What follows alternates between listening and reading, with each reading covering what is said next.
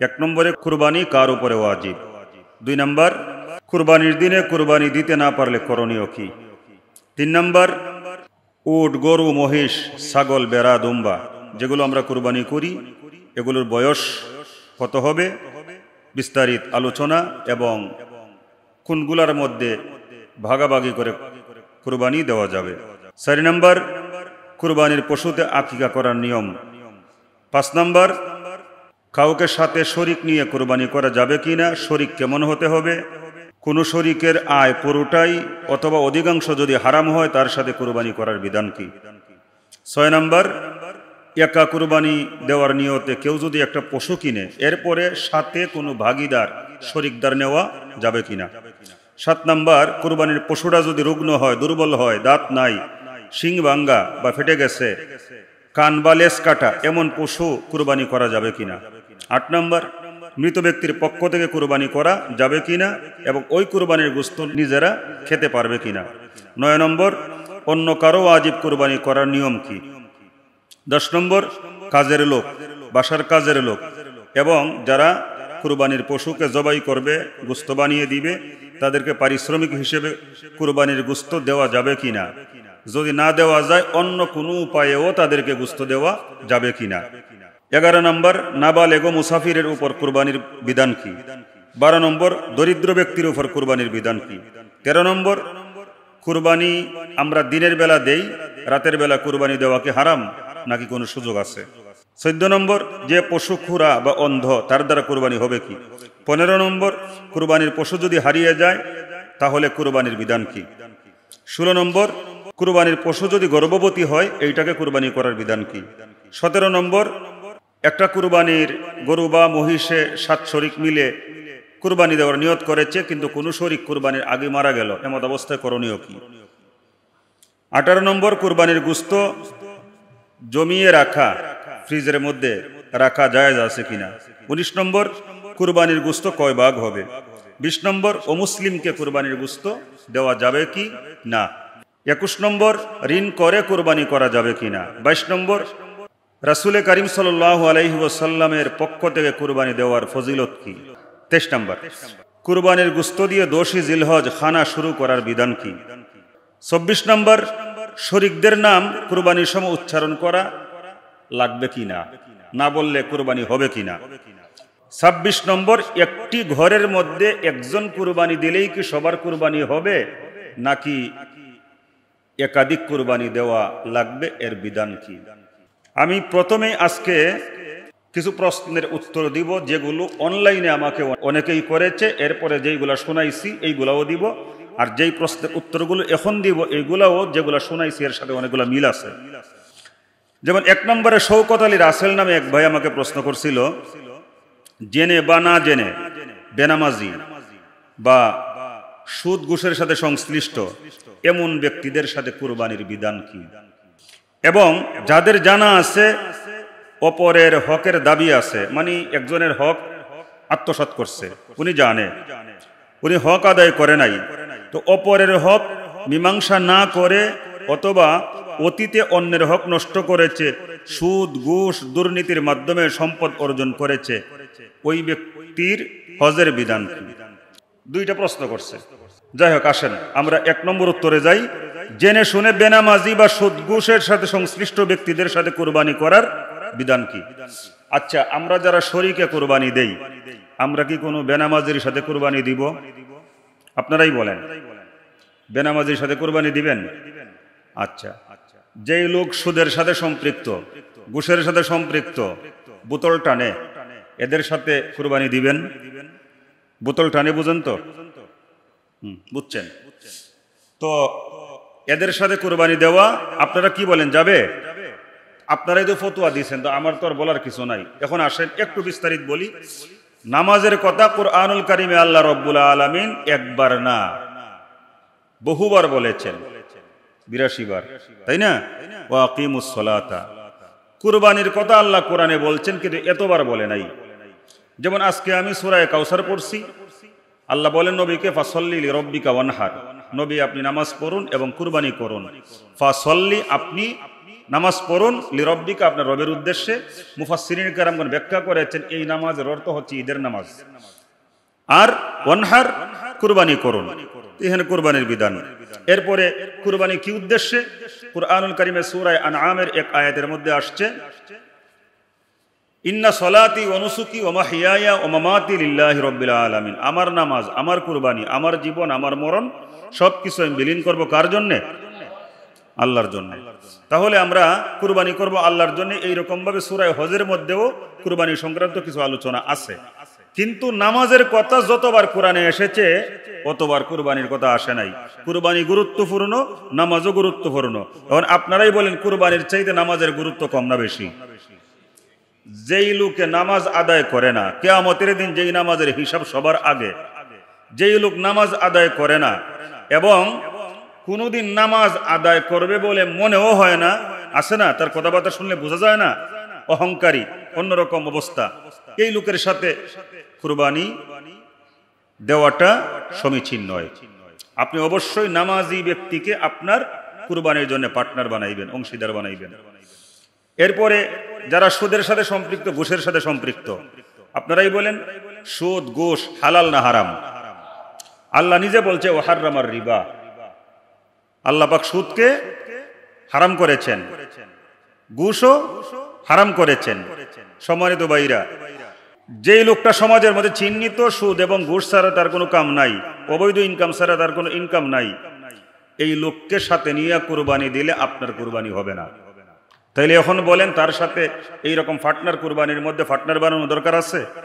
আচ্ছা, শওকত আলী রাসেল আরেকটা প্রশ্ন করছে, যেই ব্যক্তি অন্যের হক আত্মসাৎ করে সে যদি হজ করে তার হজ হবে কিনা? শুনেন, যাকাত বলেন, হজ বলেন, সাধারণ দান বলেন, কুরবানি বলেন, যেগুলোর মধ্যে মালের প্রয়োজন হয়, আপনি এই ইবাদতগুলো করবেন কারে খুশি করবার জন্য? আল্লাহকে। তো যেইটা হারাম এইটা আল্লাহ পাকের কোনো প্রয়োজন নাই। আল্লাহ পাক হালালটাও স্পষ্ট করে দিয়েছেন, হারামটাও স্পষ্ট করে দিয়েছেন। আমরা দান করব সেইটাও হালাল থেকে, এবং হজ করব সেইটাও হালাল পয়সার থেকে, কুরবানি করব সেইটাও হালাল পয়সার থেকে। আর অন্যের সম্পদ আত্মসাৎ করে বড়লোক হইলাম, এই বড়লোকির টাকা দিয়া আপনি কুরবানি আপনি যাই করেন না কেন কোনো কিছুই আল্লাহর দরবারে কবুল হবে না। হজও কবুল হবে না, কুরবানিও কবুল হবে না, কোনো কিছুই কবুল হবে না। মাঝখানে আরেকটা কথা বলে নেই, কেউ যদি প্রদর্শনীর জন্য কুরবানি করে, আমি আজকে আসতেছি, আসার পথে এক ভাই, তার সাথে আমার ভালো সম্পর্ক, আমি তাকে খেয়াল করি নাই, উনি আমারে খেয়াল করছেন, তারে ক্রস করে চলে আসলাম, পিছন থেকে আমারে সালাম দিল, ডাক দিল, ডাক দিয়ে বলতেছে গরুটা কেমন হয়েছে, আজকের কথা। বলে হ্যাঁ আলহামদুলিল্লাহ খুব সুন্দর, 2,60,000। বুঝছেন কিছু? তাইলে শুধু কি আমাকে গরু দেখাইছে নাকি 2,60,000 টাকা কিনছে এটাও শোনানোর উদ্দেশ্য ছিল? সম্মানিত ভাইরা, লা ইয়ানালাল্লাহু লুহুমুহা ওয়ালা দিমাউহা ওয়ালাকিন ইয়ানালুহুত তাকওয়া মিনকুম। আপনি যেই পশুটা আনবেন কুরবানি করবার জন্য, এর রক্ত গোশত কোনো কিছুই আল্লাহ পাক রব্বুল আলামিন খান না, খাবেন না, খাওয়ার কোনো প্রয়োজন নাই, এগুলো আল্লাহ গ্রহণ করেন না। আল্লাহ দেখেন ওয়ালাকিন ইয়ানালুহুত তাকওয়া মিনকুম, আপনার অন্তরের মধ্যে যে তাকওয়া আছে, খুলুসিয়াত আছে, আপনি আল্লাহকে রাজি খুশি করবার জন্য কুরবানি করতেছেন নাকি মানুষকে দেখাইবার জন্য করতেছেন? এখন বলেন আমাদের কুরবানি কোন উদ্দেশ্যে হবে? তাইলে সুন্দর একটা পশু কিনবেন, 2,60,000 দিয়ে কিনছেন না 5,60,000 দিয়ে কিনবেন, কিনেন, আপনার ব্যাপার, বলার কিছু নাই, বলা বলি করা যাবে না। বলা বলি মানে আরেকজনকে শুনাইলাম গরু এখন কিনছি লক্ষ লক্ষ টাকা খরচ করে। মোহাম্মদ মনোয়ার হোসেন রিপন, সুদকুর বা বেনামাজির সাথে শরীকে কুরবানি দেওয়া যাবে কি? একটু আগেই তো বললাম, সুদকুর, ঘুষকুর, মদকুর, গাজাকুর, এক কথায় যে অবৈধ ইনকামের অধিকারী, বৈধ ইনকাম তার মধ্যে নাই, একটু আগেই বলছি, আবার নামাজ পড়ে না, এমন লোকের সাথে কুরবানি দিলে আপনার কুরবানিও বাতিল হবে। শরীক তারই বানাইতে হবে যে ভালো মানুষ। সবচেয়ে ভালো হয়, ভালো শরীক পাবেন কি পাবেন না আপনি তো জানেন না, অন্তরের খবর আল্লাহ জানে। তারপরও বাহ্যিকভাবে যারা ভালো দেখি আমরা এইভাবেই নির্বাচন করব। সবচাইতে ভালো হয় আপনার যদি সামর্থ্য কম থাকে, গরু কেনার দরকার কি, একটা ছাগল দিয়া দেন না কুরবানি, তাইলেই তো হয়ে যায়, বেজাল মুক্ত। আমার কুরবানি আমি দিলাম, আমার সাথে কোনো পার্টনারও নাই, কারো মনের মধ্যে গন্ডগোল আছে কিনা নিয়তে, এইটা নিয়ে আমার কোনো টেনশনও নাই। আমার কুরবানি আমার খুলুসিয়াত, আল্লাহ পাক কবুল করবেন, এইটাই সবচাইতে উত্তম। আমি আরাকান, নামাজ নাই, রোজা নাই, কুরবানি দিলে হবে কি? যাকাত দেওয়া ফরজ কিন্তু গুরুত্ব নাই, কুরবানি দিয়ে বরত্ব দেখালে হবে কি? এই উত্তরও আগে হয়ে গেছে। তাফসিরুল মুখুল ইবাদা, এক ভাই অনলাইনে নাম আর কি, বেনামাজির সাথে কুরবানি হবে কি? একটু আগে উত্তর দিয়েছি। আরেক ভাই প্রশ্ন করছে, ইমরান মাহমুদ, কুরবানির গোশত দিয়ে আকিকা হবে কি? কুরবানির গোশত দিয়ে কি আবার আকিকা হয়? আকিকা একটা ইবাদত, কুরবানি একটা ইবাদত। প্রশ্ন যদি হয় এই রকম, কুরবানির সাথে আকিকা দেওয়া যাবে কিনা, তখন না উত্তর হ্যাঁ, কুরবানির সাথে আকিকা দেওয়া যায়। যদিও এর মধ্যেও মতানৈক্য আছে, কেউ বলছে পজিটিভ, কেউ বলছে নেগেটিভ। তো কুরবানির গোশত দিয়ে আকিকা নয়, বরং কুরবানির সাথে আকিকা করা যাবে। সেইটা যদি কুরবানির পশু গরু হয়, মহিষ হয়, উট হয়, এই তিনটার মধ্যে যেহেতু 7 ভাগ দেওয়ার সুযোগ আছে, তাই 1 ভাগ কুরবানি দিয়া বাকি ভাগগুলো চাইলে আপনি আকিকার মধ্যে সংযোজন করতে পারেন। সাইফুল ইসলাম নামে এক ভাই, উনি প্রশ্ন করছেন, আমি 3টা ছাগল ক্রয় করেছি, একটা কুরবানির জন্য, 2টা আকিকার জন্য।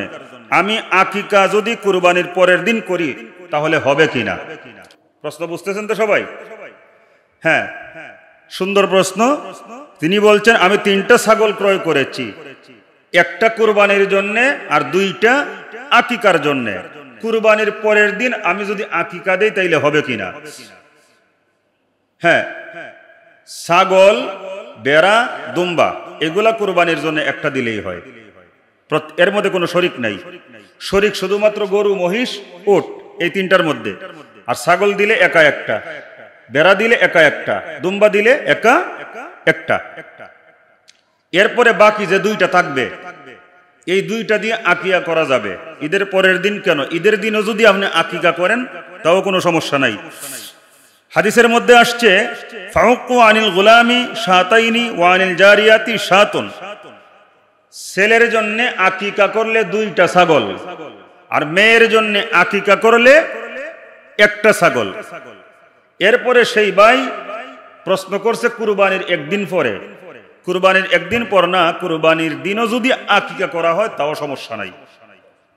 তারপরে সেই ভাই আরেকটা প্রশ্ন করছে, আকিকার গোশত কত ভাগ হবে? আকিকার গোশতের বন্টন কুরবানির গোশতের মতোই, বন্টন 3টা, একটা নিজের জন্য, একটা আত্মীয় স্বজনের জন্য, আর একটা গরিব মিসকিনদের জন্য। যদি বন্টন নাও করে কোনো সমস্যা নাই, তবে বন্টন করবেন, এটাও কোরআনের বিধান। অনেকে বলে কোরআন হাদিসে আছে কিনা, আরে কোরআনেই তো আছে। সূরা হজ্জের মধ্যে কুরবানির গোশত বন্টনের ব্যাপারে আল্লাহ বলতেন, ফাকুলু মিনহা, কুরবানির গোশত তোমরা খাও, ওয়া আতঈমুল বাঈসাল ফাকির, এবং যারা সমাজের মধ্যে অসহায় দরিদ্র মানুষ আছে তাদেরকেও দাও। তাহলে কোরআনে বিধান আছে না নাই?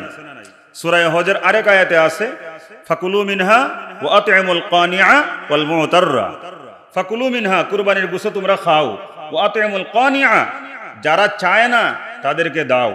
চায় না গোষ্ঠীর মধ্যে 2 প্রকার, তো চায় না যারা, তাদের মধ্যে 2 প্রকার।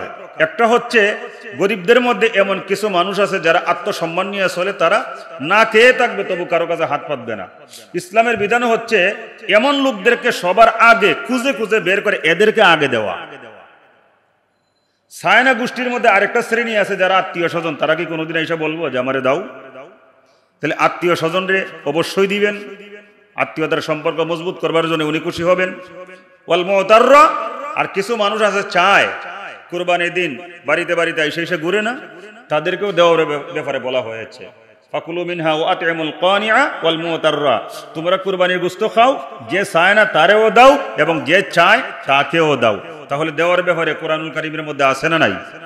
আচ্ছা, মুহাম্মদ মজিদুল, জয়পুর, এই ভাই প্রশ্ন করছে, কুরবানির সাথে আকিকা দেওয়া যাবে কি? একটু আগে উত্তর দিছি, দেওয়া যাবে।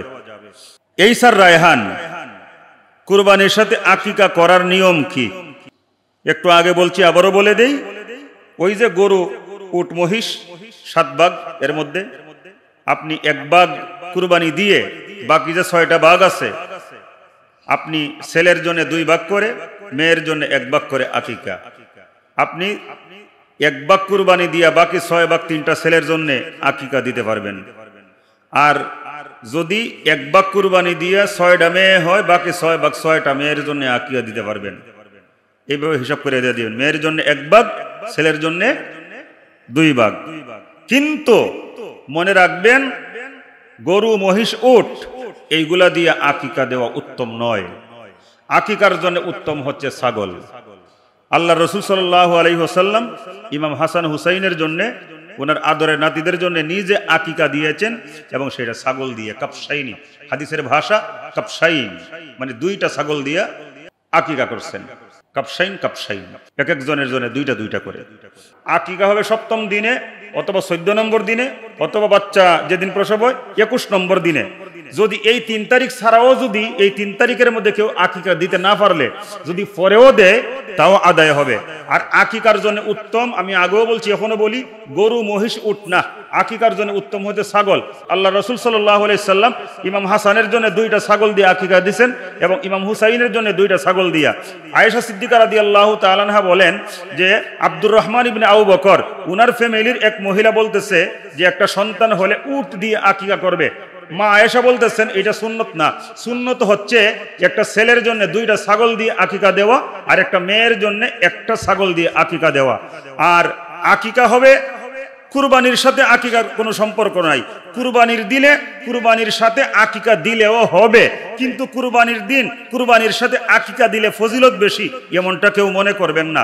বরং বাচ্চা যেদিন জন্ম নিবে 7ম দিন হিসাব কইরা চুল ফালাইবেন এবং তার নাম রাখবেন, তার আকিকা করবেন। 7ম দিন যদি না পারেন তাহলে 14 নম্বর দিনে, 14 নম্বর দিনে যদি না পারেন তাইলে 21 নম্বর দিনে। যদি এই 3 তারিখের কোনো 1 তারিখে না পারেন তাহলে যে কোনো সুবিধাজনক সময়ে, সেটা কুরবানির সময় যদি কুরবানির সাথেও দিয়ে দেন তাইলে হবে। গরুর মধ্যে দিলেও হবে, মহিষের মধ্যে দিলেও হবে, উটের মধ্যে দিলেও হবে।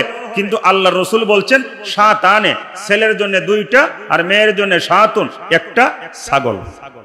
3 নম্বর, মুহাম্মদ ওজিহুল্লাহ ভাই প্রশ্ন করছেন যে সর্বনিম্ন কত টাকার মালিক হলে কুরবানি দিতে হবে?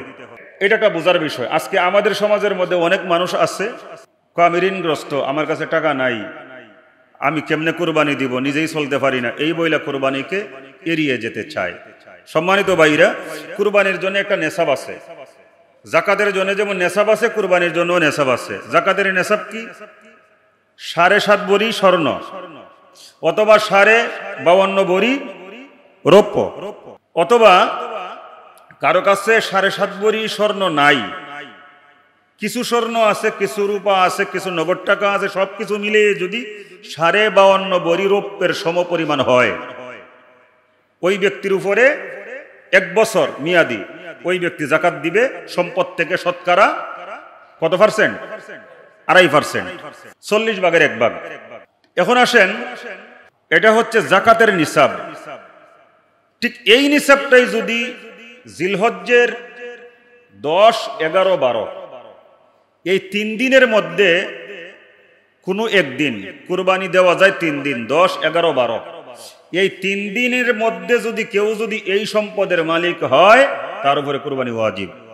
এখন আসেন, তাহলে 52 ভরি রূপা এর দাম বর্তমান বাজারে কত হতে পারে? মাঝামাঝি একটা দাম ধরেন, হাইও দরকার নাই, লো দরকার নাই, মিডল পয়েন্টে আসেন, তাইলে 60-70 হাজার টাকা, তাই না? 60-70 হাজার টাকা তো আমার মনে হয় আমাদের দেশের মধ্যে একজন যে ভাই রিক্সা চালায়, আমার ওই সম্মানিত রিক্সা চালক ভাইয়ের ঘরের মধ্যেও মনে হয় আছে। আপনার কাছে নাই, এই কথা কোনো মানুষ বিশ্বাস করতে পারে না। তো আপনি যদি আল্লাহর জন্য কৃপণ হন তাহলে এটা মাথায় রাখবেন, চাবিকাঠি আল্লাহর হাতে। আল্লাহ পাক আপনার জন্য আমার জন্য দরজা যদি বন্ধ করে দেন তাইলে সকালবেলার ধনীরে তুই কি বলেন, ফকির সন্ধ্যাবেলা। তাই আল্লাহর রাস্তায় বেশি করে দিবেন, মনটাকে প্রশস্ত করবেন এবং আল্লাহর কাছে সাহায্য চাইবেন, আল্লাহ তুমি আমার আরো দাও, আমি যেন তোমার রাস্তায় বিলীন করতে পারি। তাহলে কি বোঝা গেল? বর্তমান বাজার অনুযায়ী কারো কাছে যদি 60-70 হাজার টাকা থাকে তার উপরে কুরবানি ওয়াজিব। আরো একটা কথা আছে, মনে করেন কারো ঘরের মধ্যে একটা টেলিভিশন আছে, টেলিভিশন কিন্তু প্রয়োজন না, টেলিভিশন প্রয়োজনীয় জিনিস না, এইটাও কিন্তু হিসাবের মধ্যে আসবে। এই রকম অপ্রয়োজনীয় জিনিস ঘরের মধ্যে যা আছে এইগুলোও কিন্তু হিসাব করে দেখতে হবে কত টাকার সম্পদ। যদি দেখা যায় নেশাব পরিমাণ সম্পদের মালিক হয়, এগুলো সব বিক্রি করে হলেও কুরবানি দিতে হবে। একটা প্রশ্ন ছিল, একটা ঘরের মধ্যে সবার পক্ষ থেকে যদি একজনে কুরবানি দেয় তাইলে হবে কিনা, একটা প্রশ্ন করছিলাম না?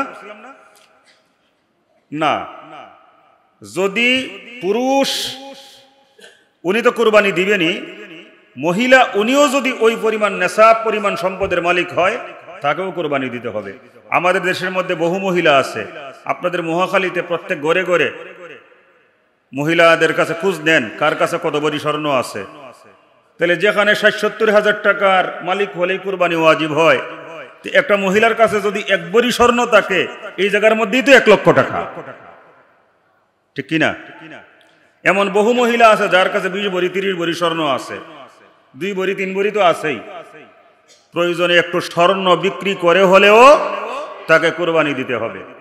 আর যদি স্বর্ণ বিক্রি করতে কষ্ট লাগে তাইলে একটা কাজ করতে পারে, স্বামীকে একটু মাথা উতা হাতাইয়া পাম্পটি দিয়া, যেটা বলে আর কি, মানে পটানো বুঝেন তো? স্ত্রী স্বামীরে ফটাইলে গুনাহের কোনো কাজ না, এটা ভালো কাজ। মাথা উতা টিপকা দিল আর বলল যে একখান কথা আছে। কি কথা? শোনেন, আপনি এত কষ্ট করেন সব তো আমার জন্যেই, তো এখন আমিও তো নেশাব পরিমাণ সম্পদের মালিক, কুরবানি তো আমার উপরে ওয়াজিব, তো আপনি যদি আমার কুরবানিটা দিয়ে দেন আমার স্বর্ণটা বিক্রি করা লাগে না, তো আমার জন্যই যেহেতু সব, দয়া করে আমার পক্ষ থেকেও একটা কুরবানি দেন। স্বামী যদি দিয়ে দেয় আলহামদুলিল্লাহ, আমাদের মায়েরা মুক্ত হয়ে যাবেন। কথাটা বুঝছেন কিনা ভাই? সবাই বুঝছেন কথাটা? তাইলে একটা ঘরের মধ্যে 5 জন যদি সামর্থ্যবান হয় 5 জনেই কুরবানি দিতে হবে। আরেক ভাই প্রশ্ন করছে, স্বপ্ন সাগর, যৌথ পরিবারের একাধিক সদস্যের কুরবানি দেওয়ার সামর্থ্য থাকা সত্ত্বেও পিতা সবার পক্ষ থেকে একটি কুরবানি করলে হবে কিনা? উত্তর একটু আগে দিছি না? একটা ঘরের মধ্যে সামর্থ্যবান যদি 5 জন হয়, কুরবানি 5 জনেই দিতে হবে। একজন দিলে সবাই মুক্ত হবে না, দায় মুক্ত হবে না, সবার পক্ষ থেকে আদায় হবে না। আব্দুর রহিম সুমন এক ভাই প্রশ্ন করছে, কুরবানির গরু বায়না দিয়ে না নিলে সমস্যা হবে কিনা? সমস্যা হতেও পারে, নাও হতে পারে, অবস্থার প্রেক্ষিতে। অবস্থার প্রেক্ষিতে কেমন? যেমন একটা গরু পছন্দ করছে, বা একটা উট পছন্দ করছে, বা একটা মহিষ পছন্দ করছে, বা একটা ছাগল, বেড়া, দুম্বা, যে কোনো একটা, যেগুলা কুরবানি দেওয়া যায় গৃহপালিত পশুর মধ্যে, যেগুলো কুরবানি দেওয়া যায়, পছন্দ করছে, পছন্দ করে কিছু অ্যাডভান্স দিল। এখন পরবর্তীতে সে ভাবতেছে এটা কিনলে মনে হয় আমি ঠকিয়া গেলাম, তাই আমি কম টাকায় তো আরো ভালো আরেকটা পাইতেছি। সে কি করলো? অন্য জায়গার থেকে আরেকটা খরিদ করে নিল। এটা উচিত হবে না। আর ইবাদত করতে গেলে লাভ লসের কোনো হিসাব আসবে না।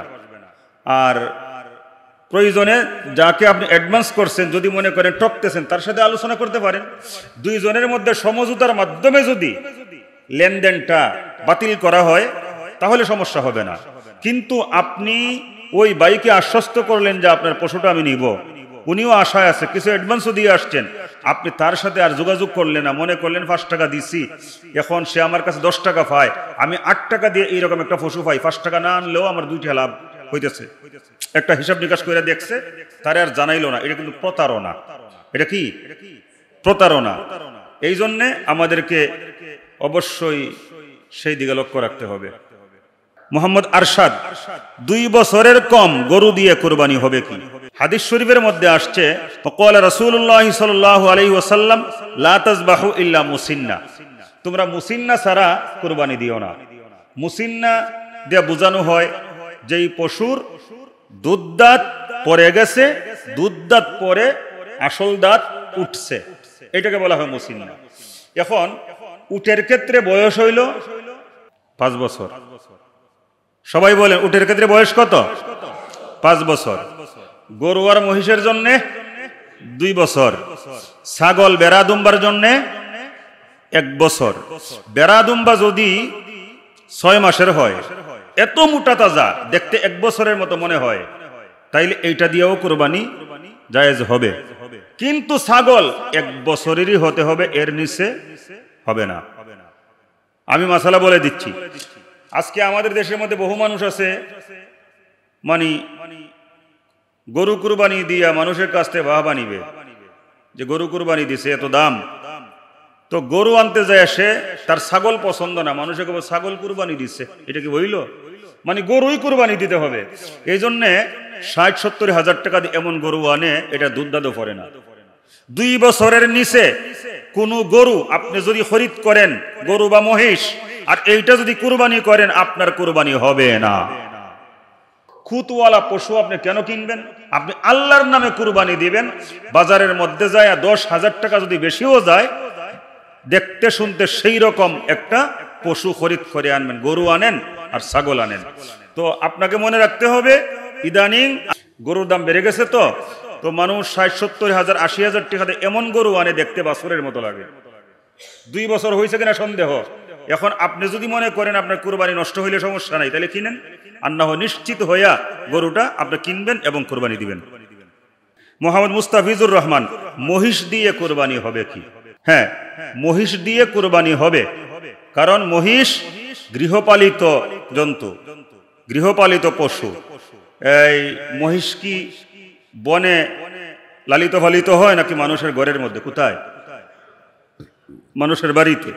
আর এইটাও গরু, গরু প্রজাতিরই একটা অংশ। এইটা এতটুকুই দেখতে কালো হয় আর কি, আর কিছু না। ইমাম হাসান বসরি রহমাতুল্লাহ স্পষ্ট বলেছেন, মহিষ এটার আলাদা কোনো নাম মহিষ নয়, এটা গরুরই অন্তর্ভুক্ত। অতএব মহিষ দিয়ে কুরবানি করা যাবে। তারেকুল ইসলাম, কত ভাগে কুরবানি করা যায়? কয় ভাগে করা যায়? 7 ভাগ। এখন ভাই যেই অবস্থা, কারণ কার মনের মধ্যে যে কি আছে একমাত্র আল্লাহ ছাড়া কেউ জানে না। প্রয়োজন আপনি একটা ছাগল দিয়া দেন, আপনি একলা দেন, কিন্তু 7 ভাগে দেওয়া যাবে, যেইটা মাস আলা, এইটা তো আর আমি অস্বীকার করতে পারবো না। এখন আসেন, আমি প্রথম দিকে যেই প্রশ্নগুলা আমি আপনাদের সামনে পড়ছিলাম, সেই প্রশ্নগুলোর থেকে আমরা অনেকগুলা উত্তরে চলে যাই। কুরবানির দিনে কুরবানি দিতে না পারলে করণীয় কি? কুরবানির দিন কয়টা বলেন তো? কোন কোন তারিখ? জিলহজ মাসের 10, 11, 12। এই 3 দিনেই আপনি দিনের বেলা কুরবানি দেওয়া উত্তম। আর 10 এবং 11 ওই 2 তারিখে কোনো কারণবশত যদি রাতের বেলাও দিতে হয়, দেওয়া জায়েজ আছে, তবে এটা মাকরুহ।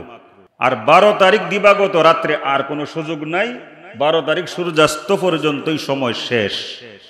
তাইলে এই 3টা তারিখের মধ্যে 2টা রাত্র আছে। একটা হচ্ছে 10 তারিখ দিবাগত রাত্র, আর একটা হচ্ছে 11 তারিখ দিবাগত রাত্র। কোনো কারণবশত বিপদে পড়ে যদি আপনি রাত্রে দিতে হয়, দিতে পারবেন, মাকরুহের সাথে এইটা জায়েজ হবে। এখন প্রশ্ন ছিল, কুরবানির দিনে কেউ যদি কুরবানি দিতে না পারে, তার করণীয় কি?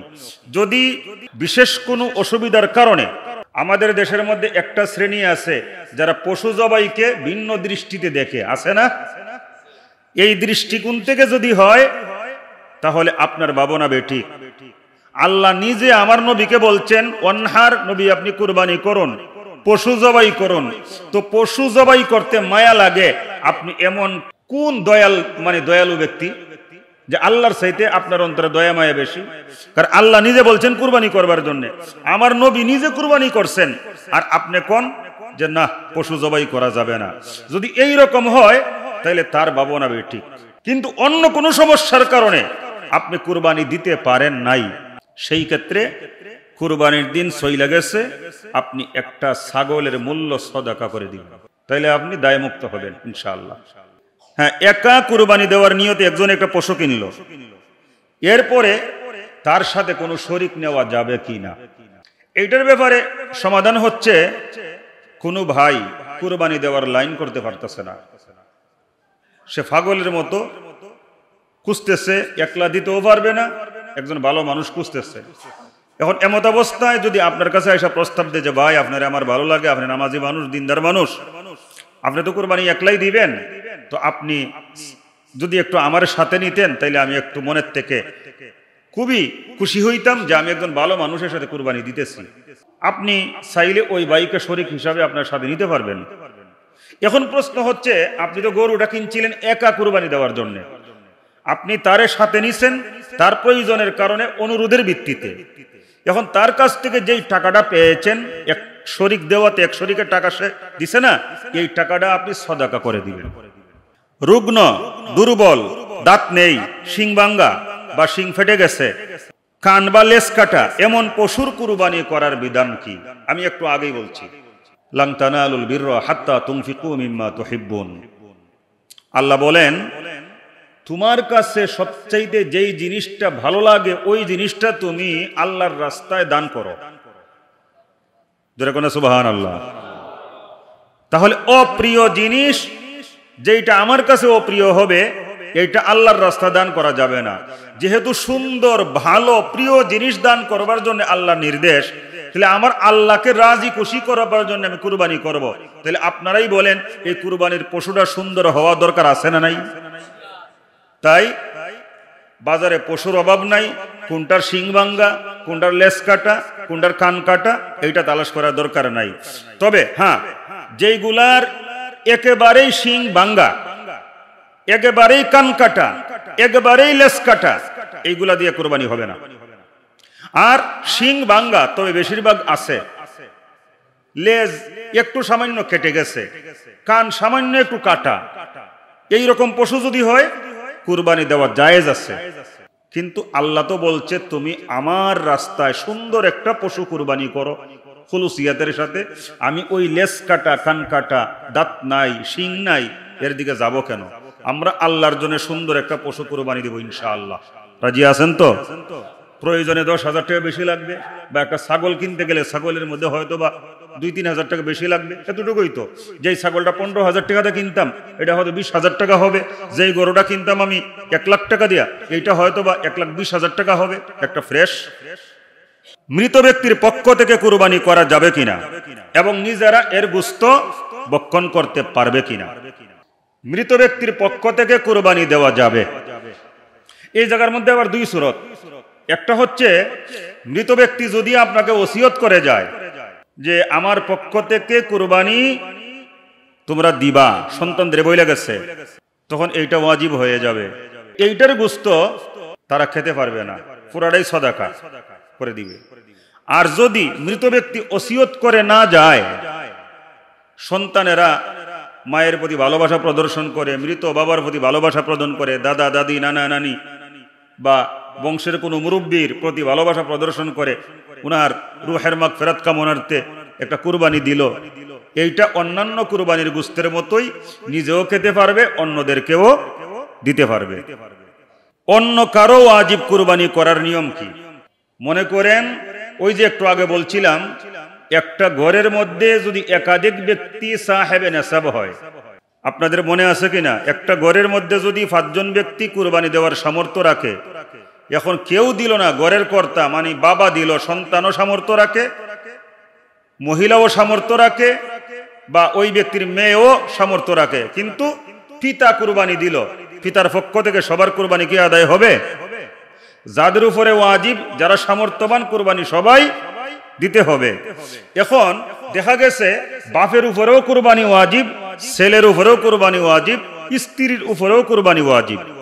এমত অবস্থায় আমি যদি আমার স্ত্রীর উপরে যদি কুরবানি ওয়াজিব হয়, তার পক্ষ থেকে যদি কুরবানি দিতে হয়, তাকে আমার বলতে হবে যে তোমার উপরে তো কুরবানি ওয়াজিব, তোমার কুরবানিটা আমি দিয়ে দিতেছি। যদি আলোচনার মাধ্যমে দেয় তাহলে আদায় হবে। আর যার উপরে কুরবানি ওয়াজিব, তার কুরবানি আপনি আদায় করবেন, তারে বললেন না, তাহলে আদায় হবে না। যেমন একটু আগে বলছিলাম, স্ত্রী স্বামীকে রিকোয়েস্ট করবে যে আপনি তো সবকিছু আমার জন্যই করতেছেন, এখন যেহেতু যেই পরিমাণ সম্পদ থাকলে কুরবানি ওয়াজিব হয়, এই পরিমাণ সম্পদ আমার কাছেও আছে, তাই আমার কুরবানিটা আপনি দিয়ে দেন। স্ত্রী বললে, স্বামী যদি স্ত্রীর পক্ষ থেকে দেয়, তাহলে স্ত্রীর কুরবানি আদায় হয়ে যাবে। মানে আলোচনা করতে হবে। বাসার কাজের লোক ও কুরবানির পশু জবাইকারীকে পারিশ্রমিক হিসাবে কুরবানির গোশত দেওয়া যাবে কি? সম্মানিত ভাইরা, বোঝার চেষ্টা করবেন। প্রথমত, আপনার ঘরের মধ্যে একজন কাজের লোক আছে, বা একজন হুজুর যাইয়া জবাই করলো, বা 2 জন কসাই আইসা গোশত বানাইলো, এরকমই তো হয়। এখন আপনি হুজুর রে বা কসাইকে বা কাজের মহিলাকে, সেও যেহেতু কাজ করবে, তাদেরকে আপনি বিনিময়টা কুরবানির গোশত থেকে দিতে পারবেন কিনা? এটা সম্পূর্ণ হারাম, সম্পূর্ণ হারাম। হুজুর কুরবানি দিছে, আপনি হুজুরের কিছু হাদিয়া আলাদা দিতে পারেন, ঘরের কাজের লোক, কাজের মহিলা, সে কষ্ট করবে, আপনি তাকে আলাদা পারিশ্রমিক দিবেন। হুজুর কুরবানি করছে, উনাকে দিবেন, আলাদা পারিশ্রমিক দিবেন। এরপরে কসাই গোশত বানায় দিছে, তার আলাদা পারিশ্রমিক দেন। যেই কাজের লোকটা ঘরের মধ্যে আছে, তার মান্থলি একটা বেতন আছে 1000 বা 1500। এখন সে যদি বইলে বসে যে আমি আপনার ঘরের কাজ করি, অতিরিক্ত কাজ আমি করতে পারবো না, এমন অবস্থা কি করবেন? সেই ক্ষেত্রে তারা তো বলতে হবে তোমার একটু দিমুনে, সেই কিছু যে দিবেন সেইটা কুরবানির গোশত থেকে না, আলাদা দিবেন। আর সে যদি মানবিক দৃষ্টিকোণ থেকে মনে করে আমি সারা মাস এই বাসার থেকে বেতন নেই, কাজ করি, আজকে কেমনে বলি, আজ সব দিন তো আর বেশি কাজ হয় না, তাদের বলা উচিত হবে না? গোশত কি আসলেই দেওয়া যাবে না? আপনি তাদেরকে আর্থিকভাবে বিনিময় দিয়ে দিচ্ছেন, লাস্টে প্রত্যেকেই যার যার মতো বিনিময় পেয়ে চলে গেছে, এখন আর গোশতের সাথে কোনো সম্পর্ক নাই। এখন আপনি গরিবদের মাঝে গোশত বন্টন করবেন না। এখন যদি আপনি হুজুরের বাসার মধ্যেও কিছু গোশত পাঠান, ওই কাজের মেয়েকেও আলাদা একটু গোশত দেন, তারপরে যারা কসাই তাদেরকেও কিছু গোশত দিয়ে আসেন, কোনো সমস্যা হবে না। কথা বুঝতে পারছেন? ক্লিয়ার হয়েছেন ভাই? তাই সাবধান, আপনারা কিন্তু এই একটু চক্ষু লজ্জা দেখাইতে যায় কুরবানি নষ্ট কইরেন না। ইঙ্গিতেও যদি কেউ বুঝায় যে আপনার কাজ কইরা দিবে, গোশত বানায় দিবে, জবাই কইরা দিবে, আমার লাগে একটু রাইকেন, ইঙ্গিতেও যদি বুঝায়, আপনি তাকে বর্জন করবেন, আপনার কুরবানি কিন্তু বাতিল হয়ে যাবে। আপনি আপনার অংশে সব গোশত দিয়া দেন, কিন্তু তার সাথে গোশত দেওয়ার কোনো লেনদেন থাকতে পারবে না। নাবালেগ ও মুসাফিরের উপর কুরবানির বিধান। নাবালেগের উপরে কুরবানি ওয়াজিব না। যেই ব্যক্তি মুসাফির তার উপরেও কুরবানি ওয়াজিব না, কারণ সে নিজেও তো বিপদগ্রস্ত হইতে পারে। কুরবানি ওয়াজিব হবে, মুসলিম হতে হবে এবং মুকিম হতে হবে, প্রাপ্তবয়স্ক হতে হবে এবং সামর্থ্যবান হতে হবে। সামর্থ্যবান মানে সাহেবে নেসাব। যেই পরিমাণ সম্পদ থাকলে যাকাত ওয়াজিব হয়, ওই পরিমাণ সম্পদ যদি জিলহজ মাসের 10, 11, 12 তারিখ সূর্যাস্তের আগে পর্যন্ত হয়, ওই ব্যক্তির উপরে কুরবানি ওয়াজিব হয়। দরিদ্র ব্যক্তির উপরে কুরবানির বিধান কি? দরিদ্র ব্যক্তির উপরে কুরবানির বিধান, দরিদ্রের উপরে কুরবানি ওয়াজিব না। কি ভাই বলেন, দরিদ্র ব্যক্তির উপরে কি কুরবানি ওয়াজিব? ওয়াজিব না। এখন যার উপরে কুরবানি ওয়াজিব না, সে কি করলো, ঋণ টিন কইরা তার মনের মধ্যে খায়েশ জাগছে আমি একটা কুরবানি দিব, আল্লাহ তার উপরে ওয়াজিব করে নাই, কিন্তু উনি নিজে কুরবানির পশু একটা খরিদ করে ফেলেছে, হ্যাঁ কুরবানি দিতে পারবে। এখন অনেক সময় কুরবানির পশু কিন্তু হারিয়ে যায় না, মারাও যাইতে পারে, ধনীরটাও হারাইতে পারে, গরিবেরটাও হারাইতে পারে। কিন্তু সমস্যা হচ্ছে ধনী ব্যক্তির পশু যদি হারিয়ে যায়, ধনী ব্যক্তি আরেকটা কুরবানির পশু কিনতে পারবে, তার কাছে টাকা আছে, কোনো সমস্যা নাই, সে আরেকটা কিনছে, কেনার পরে যেইটা হারাইছিল সেইটাও পেয়ে গেছে। এখন বিধান কি? এখন বিধান হচ্ছে ধনী ব্যক্তি দুইটার যে কোনো একটা কুরবানি করলেই হবে, কিন্তু উত্তম হয় দুইটাই কুরবানি করে দেওয়া। আর গরিব ব্যক্তির ক্ষেত্রে যার কুরবানির পশুটা হারিয়ে গেছে তার উপরে তো ওয়াজিব না, সে নিজে ওয়াজিব বানাইছে। তুমি কেন নিজের উপরে ওয়াজিব বানাইলা? যেইভাবে এইটা আনছিলা তোমার উপরে ওয়াজিব, তুমি আবার আরেকটা পশু এনে এখন কুরবানি দিতে হবে। এখন আরেকটা পশু আনলো দাঁড় খরচ কইরা, আনার পরে দেখা গেছে সাবেক পশু যেটা হারাইছিল ওইটা পেয়ে গেছে। ধনী ব্যক্তির জন্য ছাড় ছিল, কিন্তু গরিব ব্যক্তি সে যে নিজের উপরে বাধ্যতামূলক করে নিছে, দুইটাকেই কুরবানি করতে হবে। তো এই জন্য ভাই, আল্লাহ যদি সুযোগ দেয় সুযোগটা গ্রহণ করবেন, দরকার নাই আল্লাহর রাস্তা দান করেন। গর্ভবতী পশু কুরবানি করার বিধান কি? আপনি একটা পশু খরিদ করে আনছেন, আপনি জানেন না এটা যে গর্ভবতী, যেই বেচারা বিক্রি করবে সে আপনাকে বলে নাই, সে তো জানে, আপনিও বুঝতে পারেন নাই, আপনি মনে করছেন হৃষ্টপুষ্ট। এখন কুরবানি দেওয়ার পরে গোশত কাটতে যায় ভিতরে একটা বাছুর পাইছেন, এখন কি করবেন? এইটাকেও জবাই করতে হবে, জবাই কইরা এইটাও বন্টন করতে হবে, এইটাকে রাখা যাবে না। জীবিত বাছুর পাইলেও জবাই করতে হবে। আর আপনি জানেন যে একটা গরু গর্ভবতী বা একটা ছাগল খুব তাড়াতাড়ি বাচ্চা প্রসব করবে, এইটাকে কুরবানি দেওয়া মাকরুহ, এটা কুরবানি দেওয়া ঠিক হবে না। আপনি যেটা গর্ভবতী না এইরকম একটা পশু কিনেন, কারণ পশুর তো কোনো অভাব নাই। কোন শরীক যদি মারা যায় তাহলে কুরবানির নিয়ম কি? একটা গরু, একটা উট, একটা মহিষ, শরিক কয়টা হয়? সবাই বলেন। সর্বোচ্চ 60টা। দুইজনে মিলেও দেওয়া যায়, অর্ধেক অর্ধেক করে। তিনজনে মিলেও দেওয়া যায়, 4 জনে মিলেও দেওয়া যায়, কিন্তু 7 ভাগের বেশি হবে না। আচ্ছা ধরেন 7 জন শরিক, সবাই বোঝার চেষ্টা করবেন। একজনে নিচে 1 ভাগের অর্ধেক, আর একজনে নিচে 1.5 ভাগ। দুইজনে মিলে কয় ভাগ হইল? 2 ভাগ। বাকি 5 জনে নিচে 5 ভাগ, কয় ভাগ হইল? 7 জন 7 ভাগ। কুরবানি হবে না, কারো কুরবানি হবে না। কারণ 7 জন ব্যক্তি, ঠিক আছে, 7 জনে মিলাইছে, কিন্তু একজনে 1 ভাগের কম পাইছে আর একজনে 1 ভাগের বেশি পাইছে। এখন যে বেশি নিছে এইটা সমস্যা না, কিন্তু সমস্যা হচ্ছে কোন জায়গায়? কোনো ব্যক্তি 1 সপ্তমাংশের কম দিতে পারবে না, কমপক্ষে 1 ভাগ দিতে হবে। একজনে যদি 1 ভাগ নেয় আর বাকি 2 জনে যদি বাকি 6 ভাগ নিয়ে যায়, তাও কোনো সমস্যা নাই। 3 জনে কিনছে, কিন্তু 3 জনে সমান তালে পারবে না। একজনে বলো, ভাই তোমাদের তো টাকা পয়সার অভাব নাই, তোমরা 2 জনে 6 ভাগ নিও, আর তোমাদের সাথে আমার 1 ভাগ দেওয়ার সুযোগ দেও। তারা যদি কয় ঠিক আছে আমরা 2 জন দিতাম, যাও তোমার 1 ভাগ দিমুনে, কোনো সমস্যা নাই। 1 ভাগের নিচে হওয়া যাবে না। কোন শরিক যদি মারা যায়, কুরবানির নিয়ম কি? হ্যাঁ, এখন 3 জনে মিলে গরু কিনেন আর 7 জনে মিলে গরু কিনেন। দেখা গেছে একজন শরিক মারা গেছে, এখন আপনি কি করবেন? এমত অবস্থায় শরিক যখন মারা যাবে, তার উত্তরসূরি যারা আছে, তার ওয়ারিশরা যারা আছে, তাদেরকে জানাইতে হবে যে তোমার আব্বা তো আমাদের সাথে কুরবানি দেওয়ার জন্য একজন পার্টনার ছিলেন, এখন তোমরা কি বলো, কুরবানি কি দিবা না দিবা না? তারা যদি বলে না, বাবা যেহেতু কুরবানি দেওয়ার জন্য আপনার সাথে শরিক হইছে, অবশ্যই এই কুরবানি আমরা দিব, তাইলে আলহামদুলিল্লাহ। আর তারা যদি কয় না আমরা দিব না, আমাদের সমস্যা, তাইলে ওই শরিকের টাকাটা ফেরত দিয়া দিবেন। প্রয়োজনে ওই শরিকের স্থলাভিষিক্ত অন্য আরেকজন শরিক নিতে পারবেন, অথবা যদি মনে করেন দরকার নাই, একজন কম, আমরা যে কয়জন আছি দিয়ে দিই, তাও দিতে পারেন। অমুসলিমকে কুরবানির গোশত দেওয়া যাবে কিনা? হ্যাঁ, অমুসলিম যদি কুরবানির গোশত যদি খায়, দিতে পারবেন, কোনো সমস্যা নাই। হ্যাঁ, খায়, আচ্ছা, যদি খায় তাহলে দিয়েন, সমস্যা নাই। ঋণ করে কুরবানি করা যাবে কি? এখানে আমাদের একটা কথা আছে। এই জায়গার মধ্যে এমন কেউ আছেন যে ঋণগ্রস্ত না, 1 টাকা হোক 5 টাকা হোক, কম আর বেশি, আমরা অনেকেই ঋণগ্রস্ত আছি। এখন দেখা যায় কোনো ভাই যদি ঋণগ্রস্ত না থাকে, আলহামদুলিল্লাহ। যদি কোনো ভাই ঋণগ্রস্ত না থাকে, আলহামদুলিল্লাহ, উনি বেজাল মুক্ত মানুষ, ওনার কোনো টেনশন নাই। আমার কোনো ঋণ নাই মানে আমার কোনো টেনশন নাই, এইরকমই বালা। প্রয়োজনে না খেয়ে থাকবো, তবু ঋণগ্রস্ত হব না। এখন আসেন, আপনি যদি এমন ঋণী হন, একটা জায়গা কিনছেন 50 লাখ টাকা দাম, আপনার কাছে 40 লাখ টাকা আছে, 10 লাখ টাকা আপনি একজনের কাছ থেকে কর্জ করছেন, কর্জ কইরা এখন ঋণী হইছেন, জায়গা কিনছেন, আপনি ঋণী। এখন বলবেন আমি কেমনে কুরবানি দিব?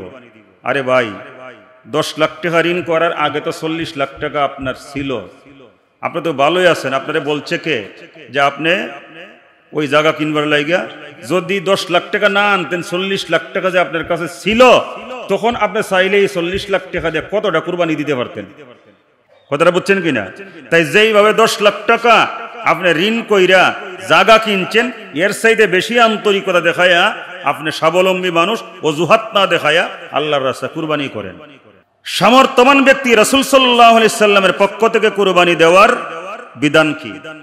হ্যাঁ, আপনি আপনার মৃত মায়ের নামে, বাবার নামে, দাদার নামে, দাদির নামে, নানার নামে, নানির নামে কুরবানি দিতে পারেন। আল্লাহর রাসূল সাল্লাল্লাহু আলাইহি ওয়াসাল্লাম আমাদের কাছে সবচাইতে বেশি আপন, ঠিক না? হাসরের ময়দানে আল্লাহর রাসূলের সুপারিশ আমাদেরকে পেতেই হবে। আল্লাহর রাসূল সাল্লাল্লাহু আলাইহি ওয়াসাল্লামের সুপারিশ ছাড়া আমরা হাসরের ময়দানে বাঁচতে পারবো না। তাই আমার রাসূলের নামে কুরবানি দেওয়া সবচাইতে উত্তম কাজ। হযরত আলী রাদিয়াল্লাহু তাআলা আনহু একবার কুরবানি দিয়েছেন, সেই কুরবানির মধ্যে উনি দিয়েছেন 2টা ছাগল দিয়া। তখন একজন জিজ্ঞেস করলো যে ভাই, আপনি 2টা ছাগল কেন কুরবানি দিলেন? কুরবানির জন্য একটা ছাগল দিলেই হয়। তখন তিনি বললেন যে আল্লাহ রাসূল সাল্লাল্লাহু আলাইহি সাল্লাম মৃত্যুর আগে আমাকে বলে গেছেন আমি যেন রাসূলের নামে কুরবানি দেই, এই জন্য একটা কুরবানি দিয়েছি আমার নামে, আর একটা দিয়েছি আল্লাহ রাসূলের নামে। সম্মানিত ভাইরা, আল্লাহ রসুলের একখানা হাদিস শোনাই। উনি যখন মদিনার জীবনে যতবার কুরবানি দিয়েছেন, প্রত্যেকবার নিজের পক্ষ থেকে কুরবানি একটা দিয়েছেন, আর একটা কুরবানি দিয়েছেন উম্মতের পক্ষ থেকে। যেরকম সুবহানাল্লাহ। তাইলে যেই রাসূল উম্মতের পক্ষ থেকে কুরবানি দিছে, সম্মানিত ভাইরা, তাইলে আপনারাই বলুন, আমরা কি সেই রাসূলের পক্ষ থেকে একটা কুরবানি দিলে আমরা খুশি হব না বেজার হব? আল্লাহ রাসূল খুশি হবেন না বেজার হবেন? কুরবানির গোশত দিয়ে 10ই জিলহজ খানা শুরু করা বিধানটা কি? আপনি যদি কুরবানি দেন তাহলে একলা দিলে তো কোনো কথাই নাই। যদি 2 জন বা 3 জন বা 7 জন মিলে দেন, একটা অংশ আগেই আপনারাই তো ভাগ করে নেবেন। এই গরুটা একটা অংশ আগেই কেটে ফেলবেন, কেটে এইটারে যে কয়জন শরীক ভাগ করে ফেলাইবেন, ভাগ করে যার যার বাসার মধ্যে পাঠিয়ে দিবেন যে তাড়াতাড়ি এইটা রান্না করো, বাকিটার বাগাবাগি পরে। এরপরে যত তাড়াতাড়ি সম্ভব রান্না কইরা কুরবানির দিন কুরবানির গোশত দিয়া খাওয়া সুন্নাত। তাহলে ইনশাআল্লাহ এই সুন্নতটা আমরা পালন করতে পারবো না? পারবো না? হুজুর যখন কুরবানি করে বা কেউ যখন কুরবানি করে, তার হাতের মধ্যে একটা লিস্ট ধরায় দেয় যারা যারা কুরবানি দিতেছে তাদের নামে, যেমন অমুক এবং তার পিতার নাম, এই সেই। এখন দেখা গেছে কোন হুজুর যদি ভুলবশত একটা নাম বলা বাদ দিয়ে দিছে, বুঝলে গেছে গা, বা নাম বলছে বাপের নাম বলে নাই, হুজুরের অবস্থা খারাপ। আছে না এইরকম রাগী মানুষ? আসলে কি নাম বলাটা জরুরি? আমরা যেমন মসজিদের মধ্যে নিয়ত কইরা আইছি জুমার নামাজ আদায়ের জন্য, এখন মুখ দিয়ে না বললেও জুমার নামাজই হবে। যখন একটা পশু আমরা জবাইয়ের জন্য এটাকে শোয়াইয়া দিলাম, তখন যে কয়জনের পক্ষ থেকে নিয়ত করা হয়েছে, যে কয়জনের জন্য কুরবানির জন্য খরিদ করা হয়েছে, নাম বলা কোনো জরুরি না, তাদের পক্ষ থেকেই এইটা কুরবানি আদায় হবে। আলহামদুলিল্লাহ।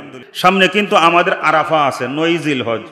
9 জিলহজ্জে আমরা আরাফাতের দিন রোজা রাখবো ইনশাআল্লাহ।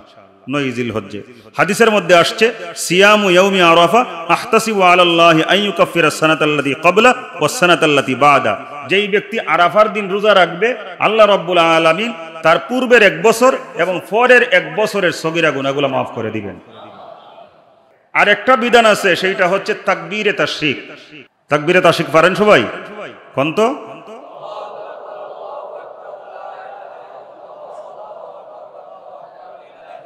আলহামদুলিল্লাহ। আল্লাহু আকবার, আল্লাহু আকবার, লা ইলাহা ইল্লাল্লাহ, আল্লাহু আকবার, আল্লাহু আকবার, ওয়ালিল্লাহিল হামদ। তো এই তাকবীরে তাশরিক শুরু হয় কোন তারিখ থেকে? 9 জিলহজ ফজর থেকে 13 জিলহজ আসর পর্যন্ত। মোট কয়ক্ত? 23 অক্ত। 23 অক্ত। আচ্ছা, মুতাওয়াল্লি সাহেব যখন হিসাবের কথা বলছে, আসেন হিসাবটা করে নেই।